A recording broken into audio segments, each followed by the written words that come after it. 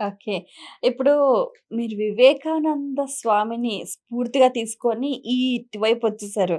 అసలు వివేకానంద స్వామిలో మీకు బాగా నచ్చిన గుణం ఏంటి? అంటే వారిలో ఏ యాస్పెక్ట్ మిమ్మల్ని బాగా ఆకర్షించింది? వివేకానంద స్వామి ఎప్పుడు ఇదే బాధపడుతుండేవాడు.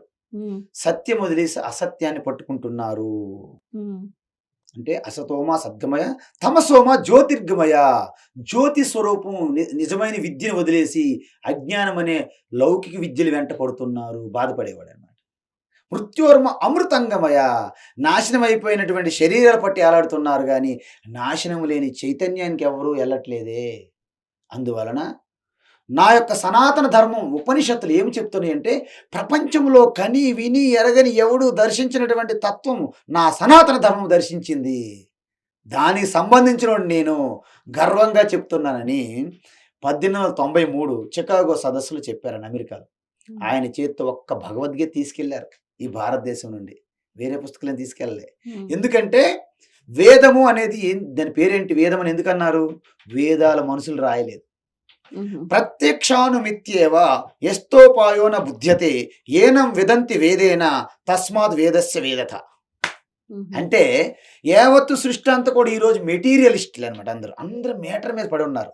అంతా ఈ కూడబెట్టుకోవడం, చూపెట్టుకోవడం, ప్రదర్శించడం ఇదంతా మెటీరియలిజం అనమాట అంతా. ఈవెన్ సూర్యుడి మీద చంద్రుడి మీదకెళ్ళినా, గ్రహాల మీదకెళ్ళినా, ఉపగ్రహాలైనా అనేక ఎంత సైంటిస్ట్ రీసెర్చ్ చేసినా, పరిశోధనలు చేసినా ఇదంతా మ్యాటరా కాదా? అంతా మ్యాటరే. కానీ దీనికి అంతం లేదమ్మా. దీనికి అంతం లేదు. అందుకే ఒక సైంటిస్ట్ ఏదైనా కనుక్కున్నారనుకోండి పరిశోధన చేసి, ఆయన నోబెల్ ప్రైజ్ ఇస్తారు. మరో 10 ఇయర్ తర్వాత అది తప్పండి, ఇది కరెక్ట్ అంటారు. ఓహ్! అవునా! ఈయనకి నోబెల్ ప్రైజ్ ఇస్తారు. సో, కీప్ ఆన్ చేంజింగే కదా! అందువలన ఈ యొక్క ఋషులు కూడా అప్పుడు చూసారు ఫస్టు. ప్రపంచం వరకు ఎతకడం మొదలెట్టారు. దీనికి అంతం లేదని విడిచిపెట్టి, ఈ ప్రపంచానికి మూలమైనదేమిటి? అది కనుక్కున్నారు. చైతన్యం. ఆ! అందుకే మనోళ్ళు ఇప్పుడేంటంటే, కేవలము మన విద్య అంతా ఎలాగుందో తెలుసండి? కేవలం బై హార్ట్ చెట్టి మెకానిక్ మెషిన్స్‌లా తయారవుతారు రోబోల్లాగా. అవును. ఈ విద్య అంతా కూడా వేస్ట్. దేనికి పనికిరాదనమాట. అందుకే ఇప్పుడు 10థ్ క్లాస్ చదివి ఇంటర్మీడియేట్ తర్వాత మీరు చదువుకున్న డిగ్రీలన్నీ వేస్ట్ అనమాట. ఈ మధ్యన ఒక వ్యక్తి చెప్పారు. అద్భుతంగా చెప్పారాయన. నాకు నచ్చింది. ఆయన పేరు మర్చిపోయాను. ఏమన్నారంటే, ఇంటర్మీడియేట్ తర్వాత అందరూ మానేయండి చదువులన్నాడనమాట. ఎందుకంటే, హ్మ్. ఎందుకంటే అందరూ బీటెక్‌లు, ఇంజినీరింగ్‌లు, గ్రాడ్యుయేషన్ అన్నీ చేసుకొని అమీర్పేట, ఎస్ఆర్ నగర్ తిరుగుతున్నారు పాంప్లెట్స్ పట్టుకొని. వేస్ట్ కదా! ఎవ్వరు కూడా గ్రాడ్యుయేషన్ చేసిన తర్వాత 100కి ముగ్గురికి ఉద్యోగాలొస్తున్నాయి. 97 మందికి ఉద్యోగాలు రావట్లేదు. మీకు అర్థమవుతుందా? అంటే డిగ్రీలు చేసిన వాడు కనీసం సిమెంట్ పని చేసుకున్నోడు సరిపోవట్లేదు. వాళ్ళు మంచిగా సంపాదించుకుంటారు. ఈడేమో ఈ డిగ్రీలు, బీటెక్‌లు పట్టుకొని ఒక ఒక ట్యూబ్ లైట్ పని చేయకపోతే తెలీదు. మెకానికల్ ఇంజినీర్, ఎలక్ట్రికల్ ఇంజినీర్ ఏమీ తెలీదు. అంటే మనలో ఈ యొక్క వొకేషనలు, ఐటీఐ ఇలాంటివి ఉండేవి మనకి. తల్లిదండ్రులతో పాటే అన్ని నేర్చుకునేవారు. అవన్నీ పోయినాయి ఇప్పుడు. ఇవన్నీ మెకాల్ ఎడ్యుకేషన్ సిస్టమ్ వచ్చింది. మెకాల్ అంటే మోకాలు అని అర్థం. మోకాల్లో ఉండే విద్య నీకెప్పుడు ఉపయోగపడదు.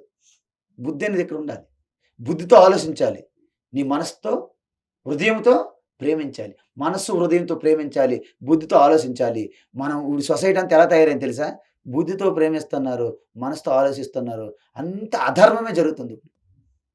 కాబట్టి వివేకానంద స్వామి ఏమన్నాడంటే, ఆ శౌర్యానికి, ఆ ధైర్యానికి మారు పేరుగా మీరందరూ కూడా ప్రతి ఒక్కరిలో కూడా ఆ యొక్క శుద్ధ చైతన్య పరమాత్మ స్వరూపం ఇన్ఫినిటీ పవర్ ఉంది. దాన్ని వెలికి తీసే ప్రయత్నం చేయండి.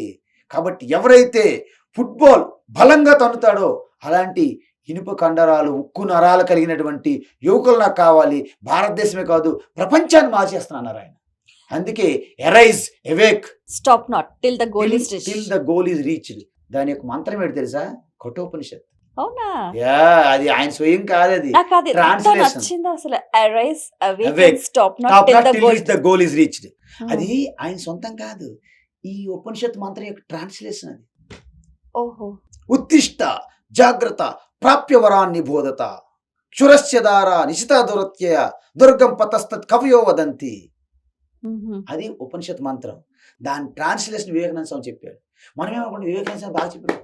ఆయనే చెప్పాడు. నేను చెప్పిన జ్ఞానం అంతా ఉపనిషత్తుల్లోనిది ఏదో 1% చెప్పానన్నారాయన. అసలెన్ని ఉపనిషత్తులున్నాయి? ఉపనిషత్తులనేది ముఖ్యంగా 1180 ఉపనిషత్తులు రికగ్నైజ్ చేశారు. రికార్డ్ చేశారు. ఆహా! నేను ఇంతకుముందు మీకు వేదం యొక్క డెఫినిషన్ చెప్పి ఆపేసాను. ఆ వేదం ఉంటది. ఆ వేదం ఏం చెప్తుందంటే ఒక వ్యక్తి రాసింది కాదు. అపౌరుషేయములు. అపౌరుషేయములు. అంటే ఏంటంటే, ఇప్పుడన్నీ మనము శాస్త్రాలు రాస్తున్నారు. బైబిలు, ఖురాను, అనేక గ్రంథాలు, పురాణాలు ఇవన్నీ ఉన్నాయి కదా! ఇవన్నీ రాశారు తర్వాత కాలంలో. కానీ వేదం అంటే ఏంటి? ఎవరైతే పూర్తిగా ఈ యొక్క ఇంద్రియాలు, శరీరము, మనస్సు, బుద్ధికి అతీత స్థితిలోకెళ్ళి ఇదంతా బియాండ్ అతీత స్థితిలోకెళ్తే you are merged one with the universal consciousness, supreme consciousness. In that consciousness you heard something. You see something not with this eyes, not with this ears. ఈ చెవులు, నేత్రాలతో కాదు. అంటే మనం స్వప్నంలో కూడా కొన్ని సంఘటనలు చూస్తాం కొన్నిసార్లు. హ్మ్. లేచిన తర్వాత మీకు గుర్తుంటాయో లేదో కొన్ని. కొన్ని స్వప్నం గుర్తుంటాయి. చెప్తుంటారు. హ్మ్. నాకు రాత్రి కల వచ్చిందంటారు. అర్థమైందా? ఇన్ ద సిమిలర్ వే ఆ సుప్రీం కాన్షియస్‌నెస్‌లో ఆ మ్యాక్రో కాజంలో మెర్జ్ అయిన తర్వాత ఏ యూనివర్సల్ ట్రూత్స్ విట్‌నెస్ చేశాడో, దర్శించాడో దాన్ని మళ్ళీ ఈ స్థితిలోకొచ్చి టీచ్ చేశారన్నమాట స్టూడెంట్స్‌కి. హుహు. అవి రికార్డ్ చేయబడ్డాయి. దానిని వేదము అంటారు. వేదం ముఖ్యంగా 2 భాగాలు. హుహు. ఒకటి కర్మకాండ, 2 జ్ఞానకాండ. హుహు. అంటే ఆల్ ఆఫ్ సడన్ అందరికీ నేను జ్ఞానం చెప్తాను అందరూ రెడీగా లేరు. నా కోరికలండి, నాకు అది పని అవ్వాలి, మా అబ్బాయి పెళ్లి కావాలి, మా అమ్మాయికి పెళ్లి కావాలి, మా అబ్బాయి జాబ్ కావాలి, మాకు ఇల్లు కావాలి, నేను తిరగడానికి కారు కావాలి, ఇవన్నీ కావాలి కదా! రండి కూర్చోండి నీకు జ్ఞానం చెప్తే ఎవరు వింటారు? మాకు ఫస్ట్ ఇవి కావాలండి. ఆకలిగా ఉన్నవాడికి అన్నం ముందు పెట్టాలి. నీ గీత చెప్తానంటే ఎవరికి కావాలి నీ గీత అంటారు. అవునా కాదా? అందువలన వేదం కూడా ఆలోచించింది. కాబట్టి మీ కోరికలు తీర్చుకోవడానికి కూడా ఒక పద్ధతి ఉన్నది సుమా! అని యజ్ఞాలు, యాగాలు మీ కోరికలు తీర్చే విధంగా ధర్మబద్ధంగా. ఇప్పుడు కోరికలు తీర్చుకోవడానికి అధర్మంగా వ్యవహరిస్తున్నారు ప్రజలు. హ్మ్. కానీ అది తప్పు. అది వేదం ఒప్పుకోలేదు.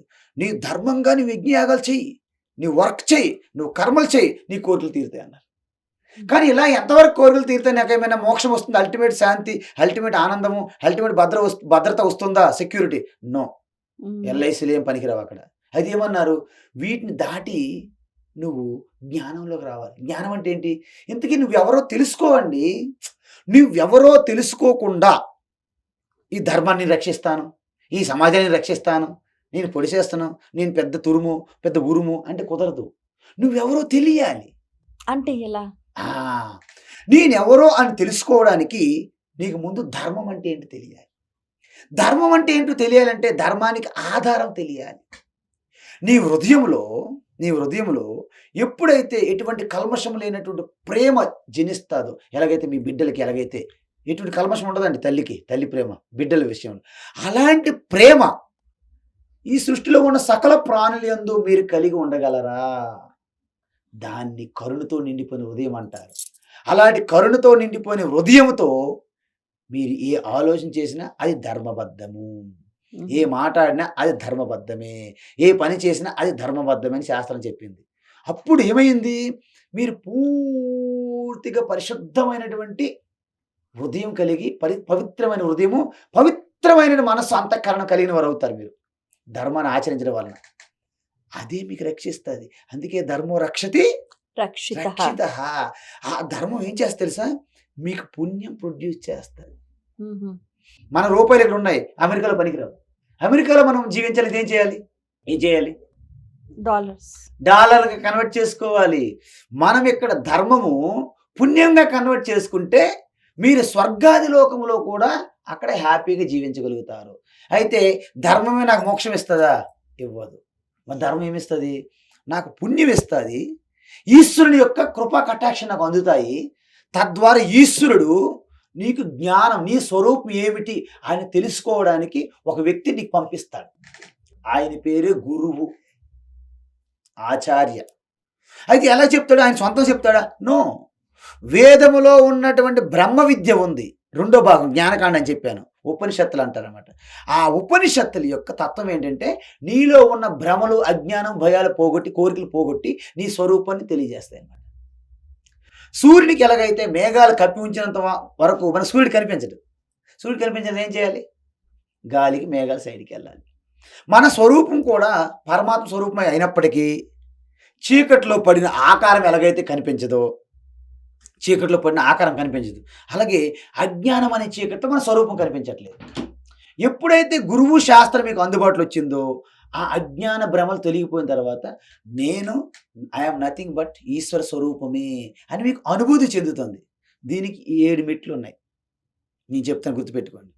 సర్వ్ అంటే సేవ. ఏ సేవ? సకల ప్రాణుల యందు ఈశ్వరుడే ఉన్నాడని ఆ భావనతో మీరెవరికైతే సేవ చేస్తారో మీరే గుడులు గోపురాలు అక్కర్లే. ఇప్పుడు చెప్పించేయండి. సర్వ్. సో, ఉపనిషత్తుల అర్థం ఏంటంటే పూర్తిగా మన యొక్క పొటెన్షియాలిటీ యూనివర్సల్ పొటెన్షియాలిటీ అండి. ఇన్ఫినిటీ.